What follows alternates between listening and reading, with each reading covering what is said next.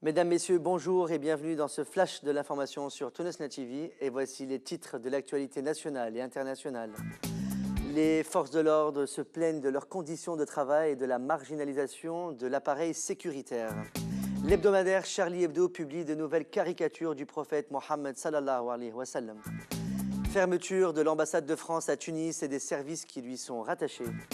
Hamadi Jbeli promet des cartables numériques aux élèves au cours des 3 prochaines années. Le directeur exécutif du Parti républicain déclare que les événements de l'ambassade américaine ressemblent à une opération terroriste organisée. Haytham Belguessem accuse et le syndicat de la douane riposte. On reviendra sur ces accusations de corruption. Oui, ma démission est envisageable selon les propos du chef du gouvernement provisoire, Hamadi Jbeli. Maya Jlibi annonce que l'appareil sécuritaire du pays doit être restructuré. Et à l'étranger, Hillary Clinton annonce que des mesures fortes seront prises pour protéger toutes les missions diplomatiques et consulaires américaines, des ambassades et des écoles fermées dans plus de 20 pays. Les forces de l'ordre se plaignent de leurs conditions de travail et de la marginalisation de l'appareil sécuritaire. Plusieurs agents de sécurité ont été choisis pour garantir la sécurité du chef du gouvernement, Hamadi Jbeli, qui a visité le gouvernorat de Nebel dans la matinée du mercredi 19 septembre. Dans une déclaration, les forces de l'ordre ont indiqué que la discipline est quasi absente et qu'ils souffrent du manque d'équipement, ce qui rend leur tâche plus difficile. Les agents de sécurité demandent la révision des nominations des responsables sécuritaires. En pleine polémique sur le film anti-islam L'innocence des musulmans qui a engendré une vague de violence anti-américaine dans le monde arabe, l'hebdomadaire Charlie Hebdo publie hier, mercredi 19 septembre 2012, des caricatures du prophète Mohammed sallallahu alayhi wa sallam qui suscitent déjà la désapprobation du gouvernement français. Le Premier ministre français Jean-Marc Ayrault a désapprouvé mardi 18 septembre tout excès et appelle chacun à la responsabilité. Le ministre des Affaires étrangères Laurent Fabius s'est dit contre toute provocation tout en rappelant l'existence en France de la liberté d'expression. Suite à la publication des caricatures satiriques du prophète Mohammed sallallahu alayhi wa sallam par l'hebdomadaire Charlie Hebdo, mercredi 19 septembre 2012, l'ambassade de France à Tunis et les services qui lui sont rattachés ont annoncé leur fermeture vendredi 21 septembre. Et on rappelle aussi que depuis hier, mercredi 19 septembre à 12 h, les écoles françaises en Tunisie ont fermé leurs portes jusqu'à nouvel ordre. Hamadi Jbeli, chef du gouvernement provisoire, a annoncé qu'un programme de fournir des cartables numériques, fourniture de PC portables, est en cours de préparation et seront mises à la disposition des élèves au cours des 3 prochaines années. Lors d'une conférence sur la communication tenue dans la matinée de ce mercredi 19 septembre à Hammamet, Hamadi Jbeli a souligné la nécessité d'approfondir le principe de la maîtrise de l'Internet et la capacité de son utilisation en toute liberté.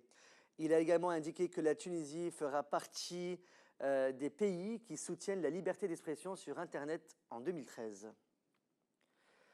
Le directeur exécutif du Parti républicain Yassine Ibrahim a déclaré que les événements de l'ambassade US du vendredi 14 septembre ressemblent à une opération terroriste organisée. Cette opération a été accomplie par des gens entraînés, a-t-il ajouté, soulignant au passage que le terrorisme existe sur le sol tunisien. En outre, Yassine Ibrahim a indiqué que l'opération était planifiée et que les dessous de cette affaire doivent être révélés.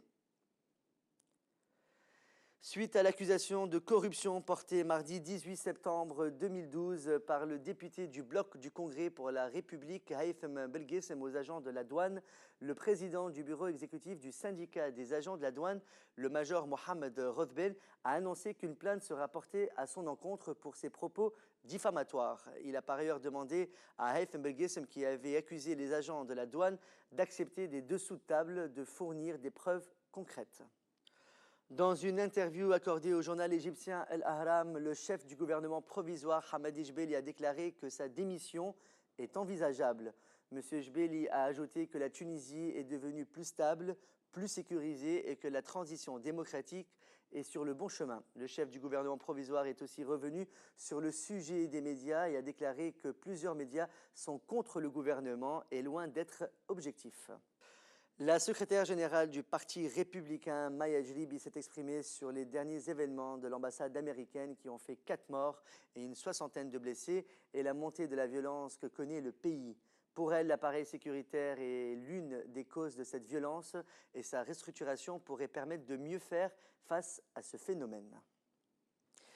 À l'international, la secrétaire d'État Hillary Clinton a annoncé dans la journée du mardi 18 septembre 2012 que des mesures fortes pour protéger toutes les missions diplomatiques et consulaires américaines dans le monde seront prises.